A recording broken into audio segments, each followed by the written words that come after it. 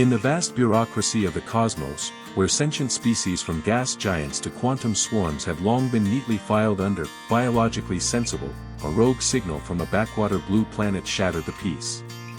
Iron-based blood. Single-point failure in eating and breathing. And they sleep for a third of their lives. The Intergalactic Biological Classification Bureau's alarms blared like a cosmic joke gone wrong. Little did they know, humanity's flaws weren't bugs, they were the ultimate features in a universe hellbent on chaos.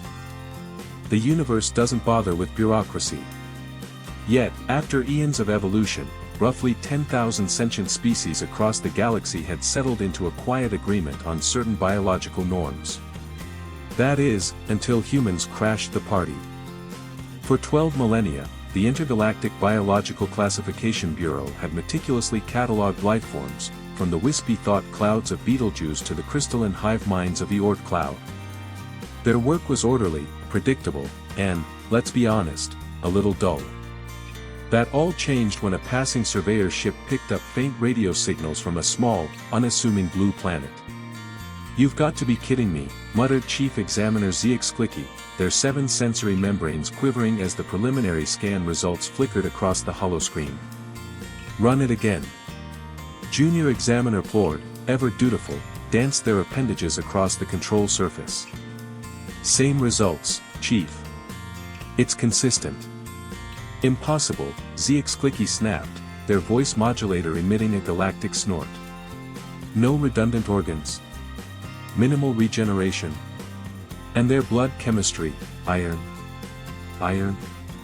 Do you know how absurdly reactive that is? Perhaps the equipment's faulty?" Plord offered, their tone hopeful. "Brand new. Cost us half a stellar cycle's budget." Zixklicki jabbed a manipulator at the screen, zeroing in on a particularly egregious data point. "And this? Their primary processing organ, barely protected by a flimsy calcium shell. That's not just inefficient, it's a death wish." Within 48 hours, an annoyingly arbitrary time unit the Bureau would soon regret adopting, an emergency committee convened in the Grand Observation Chamber. The room, designed to house everything from microscopic silicon intelligences to hulking methane breathers, buzzed with tension. Representatives from the 12 major biological classifications settled in, their forms as varied as the stars. "Order, please," intoned the chair being, a collective consciousness housed in a sleek synthetic medium. "We are here to address anomaly case 7294631b, colloquially known as humans." A wave of uneasy frequencies, galactic muttering, swept through the chamber. "The preliminary findings are, to put it mildly, alarming. These organisms violate no fewer than 73 established biological norms." Dr. Verka Carr will present the initial report. Dr. Verka, a xenobiologist whose ancestors might have been Earth's octopuses if octopuses had exoskeletons and spoke in polarized light, glided to the central platform. "Distinguished colleagues," they began, their light patterns pulsing with gravitas, "what we've uncovered on Sol 3 defies all logic. These humans rely on a dual respiratory nutrient system with a single entry point, creating an 11% chance of choking to death every time they eat." Gasps, clicks, and pheromone bursts erupted from the audience. Dr. Verka pressed on, their lights dancing with fervor. "Worse, they lack any meaningful natural defenses. Their dermal layer? Laughably weak, easily pierced by the slightest puncture. Their visual sensors? Just 2, leaving an obvious blind spot. And get this, they spend a third of their short lives in a paralytic state called sleep. Surely they compensate with advanced technology," a methane breather rumbled from the back. "One would hope," Dr. Verka replied, their light patterns flickering with amusement. "But no. Their tech is primitive, combustion for energy, and their medicine. Ingesting random chemicals and crossing their fingers." A low-frequency rumble of disbelief filled the chamber. Dr. Verka's lights shifted, betraying a hint of awe. "And yet, these humans haven't just survived, they dominate their planet. They've obliterated competitors, reshaped ecosystems, and now they're gazing at the stars with those fragile, laughable eyes. The chair being's synthetic housing hummed thoughtfully. "You sound almost impressed, Doctor." "Impressed? No. Baffled." Dr. Verka's lights flared. "By all rational metrics, humans should be extinct. Their reproductive cycle is a nightmare, producing one or two offspring that need years of care to survive. It's as if evolution looked at their world and said, let's do the opposite of sensible." The committee debated for cycles, grappling with the human anomaly. Some demanded immediate containment. Any species thriving despite such flaws must hide a dangerous secret. Others urged cautious study from afar. A few radicals even floated the idea of contact, though the notion was swiftly shot down as reckless. "We need more data," the chair being declared, their voice cutting through the chaos. "A comprehensive biological survey is required before any decisions are made." And so, invisible to Earth's primitive sensors, the galaxy's most advanced biological monitoring system descended into the planet's atmosphere, poised to unravel the enigma of humanity. The universe, it seemed, was about to learn just how dangerously absurd these creatures could be.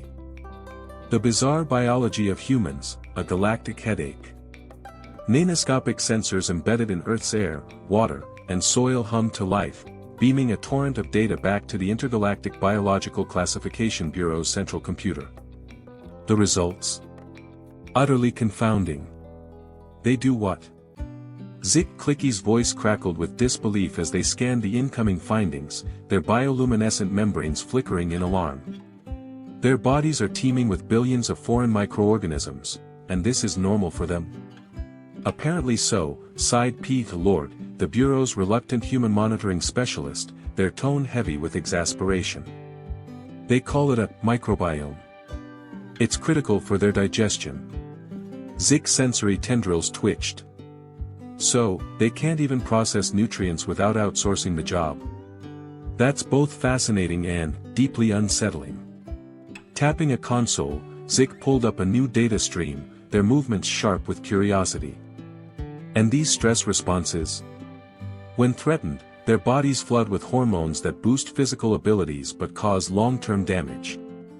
What kind of evolutionary strategy is that?" P. Lord's holographic display pulsed faintly. "A bizarrely effective one, it turns out. They call it adrenaline. It saved countless human lives in crises, though it shaves years off their already fleeting lifespans." Zik's membranes pulsed with agitation, glowing a sharp violet. "Their biology is a paradox. It's like they're engineered to trade long-term survival for reckless, short-term gains. No wonder they're so chaotic. So innovative. They're built to take absurd risks." The data kept pouring in, each revelation more bewildering than the last. Humans slept horizontally, leaving themselves vulnerable to predators. They needed constant hydration yet had no efficient water storage. Their muscles withered without regular use. Their emotions could literally make them sick. They even became addicted to substances with no nutritional value. And yet, against all odds, they built sprawling civilizations. They created art, science, philosophy. They hurled themselves into space using controlled explosions, for galaxy's sake. The Bureau's preliminary report to the Galactic Council was titled with rare, unprofessional candor, "What the hell is wrong with human biology?" A comprehensive analysis of Sol 3's dominant species and their baffling biological inadequacies. It was only the beginning of the galaxy's obsession with these peculiar creatures. Virtually overnight, Earth became a cosmic spectacle, outshining even quantum singularity dance-offs as the galaxy's favorite pastime. Across 3 spiral arms, alien species tuned in, captivated by the bizarre theater of human existence. "They're at it again," P. Lord announced, their initial horror now tinged with morbid fascination. "They're deliberately raising their core temperature and heart rate through rapid movement. They call it exercise, inducing microdamage to their tissues, which then heal slightly stronger." Zik, now a grudging expert on human biology, let out a skeptical hum. Ingenious, and utterly insane.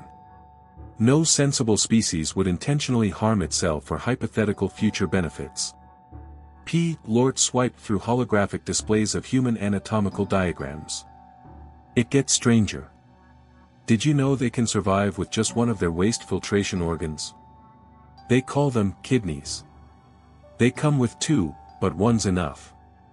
Redundancy. It's almost logical. Zix's membranes flickered grudgingly. Almost. But why stop at 2?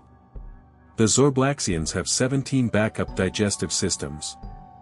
As the Bureau grappled with humanity's endless contradictions, one thing became clear: humans were a walking paradox, a species that thrived on its own absurdity. Their biology was a chaotic masterpiece, flawed, fragile, and yet capable of miracles. The galaxy couldn't look away. That's not even the wildest part. P. Lort's appendages quivered with exhilaration, their bioluminescent tips pulsing in the dim chamber. Their bone tissue regenerates constantly throughout their lives. A fracture? It heals, often stronger than before. Some cells divide to replace damaged tissue, and their outer layer, what they call skin, replaces itself entirely every few dozen rotations of their planet. Zexclicky's sensory membranes vibrated with skepticism, their faint hum echoing in the sterile meeting hall. Regenerative capabilities? How did our scans miss this? Because it's not regeneration as we know it, P. Lort countered, their voice sharp with intrigue. It's slow, erratic, and maddeningly inconsistent. Different tissues regenerate at wildly different rates. Their neural tissue barely regenerates at all. It's as if their evolution couldn't commit to a strategy, so it just split the difference. The Galactic Bureau of Xenobiology had stumbled upon a species that defied logic: humans. As their research deepened, the findings grew more unsettling. Humans were walking paradoxes, their biology a chaotic blend of resilience and fragility. Their immune systems could fend off countless pathogens yet sometimes turn traitor, attacking their own bodies in what they called autoimmune disorders. Their reproductive system was laughably inefficient, yet it churned out offspring with staggering genetic diversity. Their digestive tracts processed an astonishing range of organic matter, but certain common proteins could spark fatal reactions. Most perplexing was the human brain, a haphazard patchwork of specialized regions that somehow produced consciousness, abstract thought, and an odd obsession with arranging sound waves into what they called music. Their nervous system is an evolutionary train wreck, Dr. Vermker declared during a tense follow-up presentation to the committee, their mandibles clicking in disdain. Neural impulses crawl at a mere 100 meters per second, glacial by galactic standards. Their brain is split into hemispheres that sometimes work against each other. Vestigial structures litter their bodies, serving no clear purpose, and their memory? Imprecise, constantly rewritten unconsciously. A committee member, their optic stalks twitching, interjected, yet they've developed faster-than-light theoretical models. Their mathematics and physics are remarkably advanced for such a limited species. Perhaps because of those limitations, Dr. Vermker mused, their tone softening with reluctant admiration. Their bizarre neural structure excels at pattern recognition and forging creative connections. They see links where none exist, a flaw in most species, but for humans, it sparks moments of brilliance. In a bold and controversial move, the Bureau formed a subcommittee to propose fixes for human biology. The resulting report, recommended modifications for standardizing human biological functions, outlined audacious suggestions. 1. Reinforce the cranial cavity with denser calcium deposits. 2. Reroute respiratory and digestive systems to separate entrances. 3. Add a secondary heart for circulatory redundancy.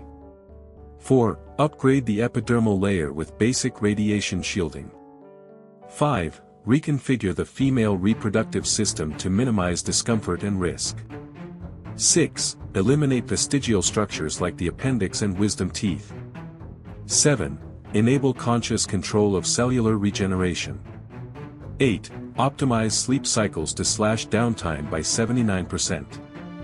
These changes would elevate humans to Class C biological standards, explained the report's author, a bioengineer whose name roughly translated to improver of inefficient things. Lifespans could triple, and environmental vulnerabilities would drop by a factor of 12. A junior member, their scales shimmering nervously, broke the silence. We aren't actually planning to modify them, are we?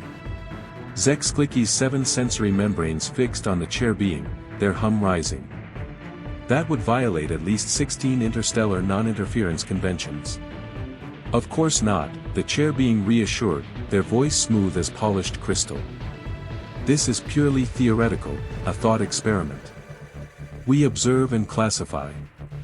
We do not interfere. Yet, in private, many Bureau members wondered, wouldn't humans want to be improved? What species would cling to such flawed biology? To test this, the Bureau covertly leaked the report into humanity's digital networks, disguised as a speculative paper from an obscure research institute. The response was unexpected. "They're laughing at it," Pete Alort reported, their appendages drooping as they monitored human internet chatter.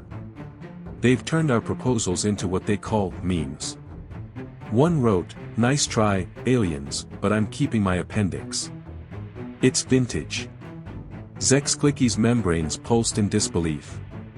"They're rejecting improvements? On what grounds?" "They seem attached to their flaws," Pete Lort said, their voice tinged with confusion. "They acknowledge their imperfections but claim these quirks define them. Some even argue their flaws are features, not bugs." The Bureau sat in stunned silence. Humans, it seemed, weren't just biological contradictions, they were fiercely proud of them. In their messy, inefficient chaos, they found identity, creativity, and a strange, stubborn resilience. Perhaps, the Bureau realized, the true marvel of humans wasn't their biology at all. It was their audacity to embrace it, flaws and all, and still reach for the stars. The paradox of human inefficiency. The galaxy marveled at humanity's peculiar attachment to inefficiency, a trait so alien it baffled even the most advanced species. While others chased perfection through sleek technology, genetic precision, or symbiotic alliances, humans seemed to revel in their flaws. They sang of heartbreak, painted their pain, and spun tales glorifying their triumph over their own fragile biology. It was as if they thrived on imperfection.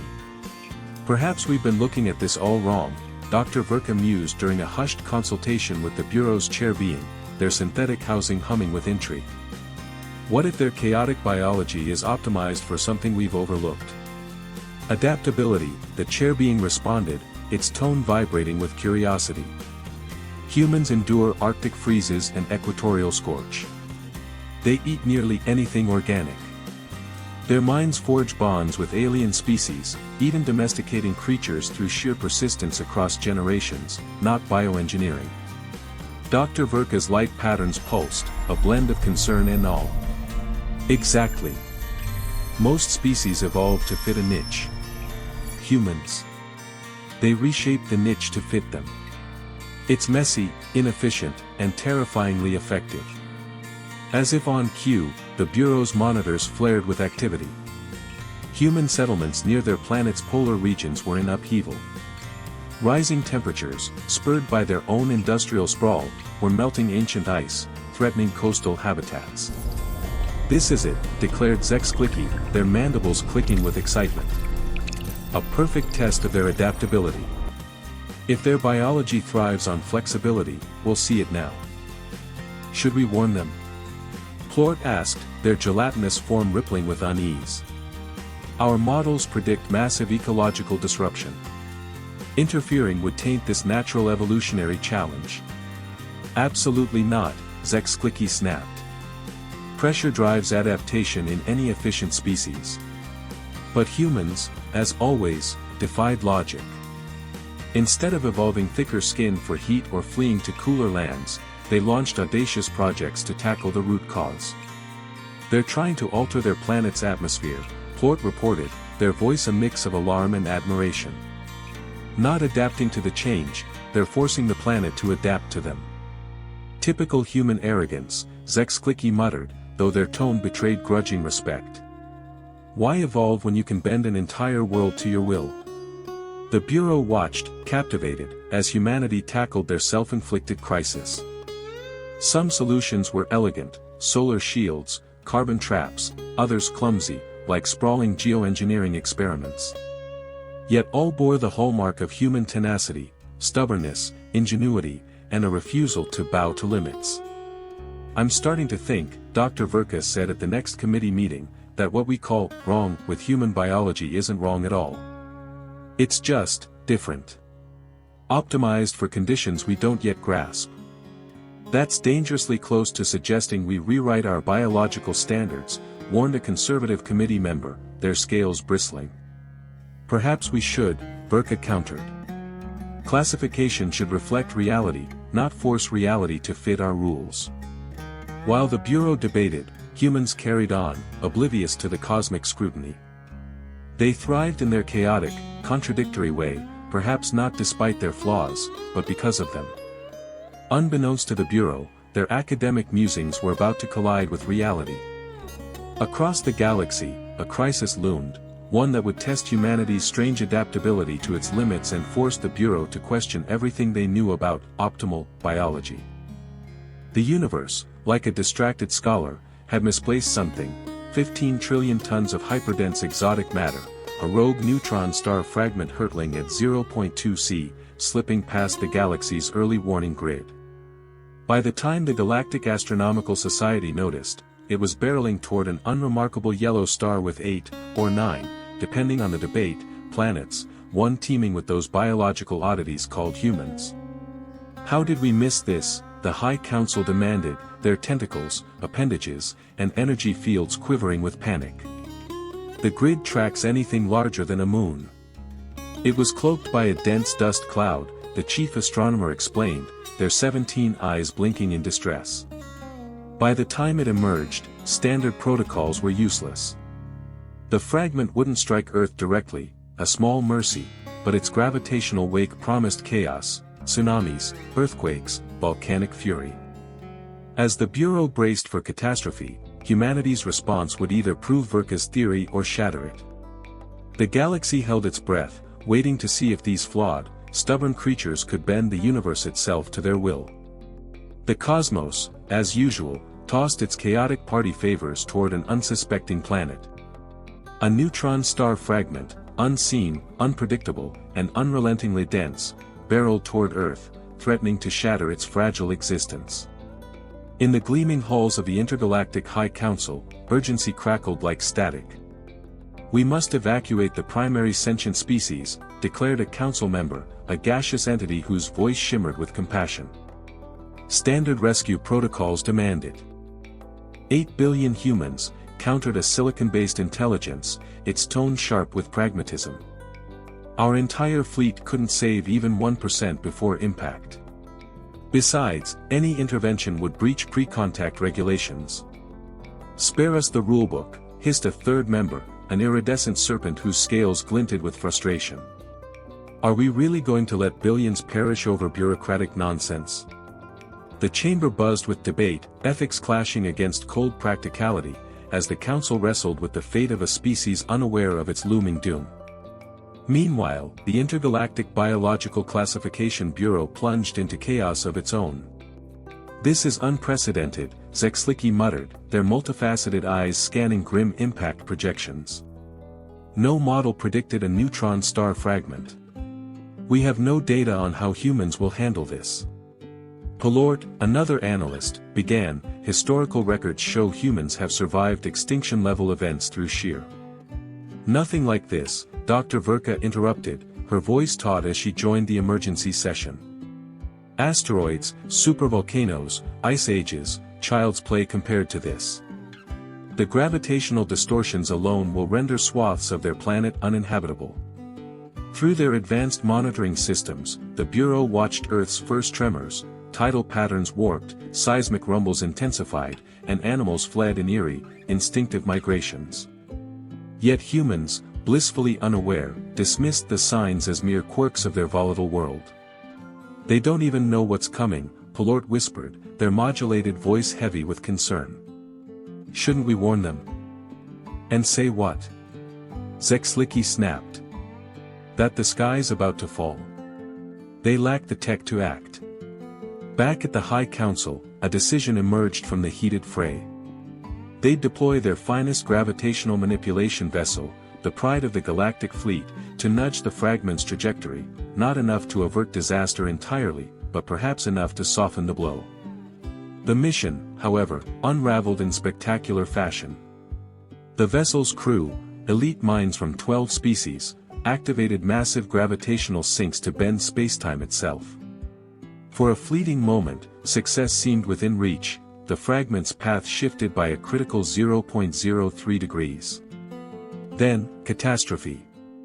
The fragment, forged of matter so dense it defied physics, didn't just shift, it fractured into 3 jagged pieces, each now carving its own chaotic arc toward Earth. One disaster became 3. "Well," Dr. Verka remarked dryly as the Bureau watched the fleet's failure unfold in real time, "that certainly spiced things up." Earth's primitive sensors finally caught the fragment's approach, and humanity's networks erupted with speculation, dread, and raw panic. Yet, something extraordinary emerged. "They're not just screaming," Pulort noted, astonished, as data streamed in. "They're coordinating." In a chaotic, beautifully human way, societies across the planet mobilized. Underground shelters rose from frantic construction. Coastal evacuation plans took shape. Scientists burned through sleepless nights refining impact predictions and mitigation tactics. "Fascinating," Dr. Verka murmured. "They've skipped denial and jumped straight to problem solving." "Futile," Zexlicki countered. "They can't stop the fragments. They can't even leave their planet." Yet humanity defied the odds. In days, they forged a global emergency framework. Resources flowed to critical zones. Military tech was repurposed for survival. Even their fractured political systems united, driven by a primal will to endure. Their adrenal response, Pulort realized, it's not just biological. It's societal. They're burning through resources at an insane rate. 300% productivity increase, Zexlicki observed, almost impressed. Unsustainable. They don't need sustainability, Dr. Verka shot back. They just need to outlast the crisis. As the fragments closed in, the Bureau watched, riveted, as humans executed their desperate plans. Millions flooded into safe zones. Reinforced bunkers sprouted in record time. Stockpiles of food, medicine, and tech were scattered in resilient caches. "They're not saving everyone," Zexlicki said, voice tinged with horror and awe. "They're ensuring enough survive to rebuild." The first fragment tore into Earth's atmosphere, a blazing streak visible across half the globe. Tectonic plates groaned, skies churned with electromagnetic storms, and technology flickered out. Hours later, the second and third fragments struck, each unleashing its own symphony of destruction. The Bureau's screens glowed with devastation, shattered landscapes, raging seas, and scars etched into the planet's crust.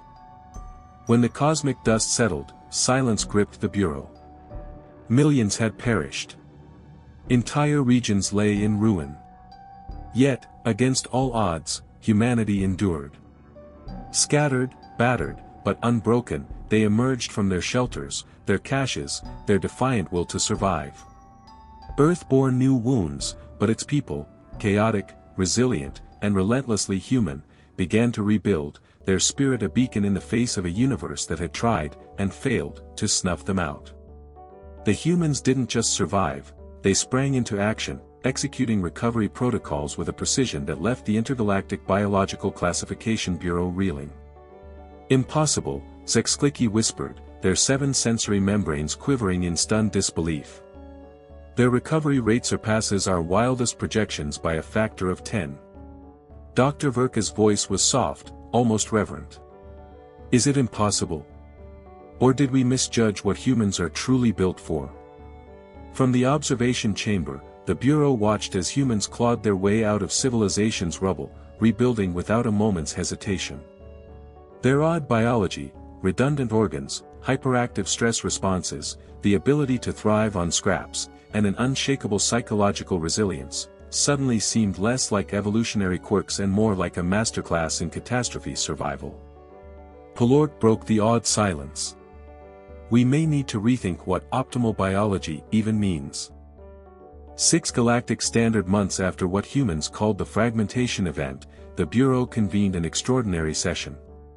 The chamber, typically rigid with hierarchical tiers, was rearranged into a circle, a quiet nod to the need for fresh perspectives.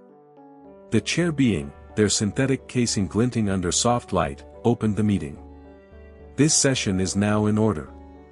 Today, we address petition CB 7294631Q, the proposed reclassification of human biology from anomalous to specialized adaptation.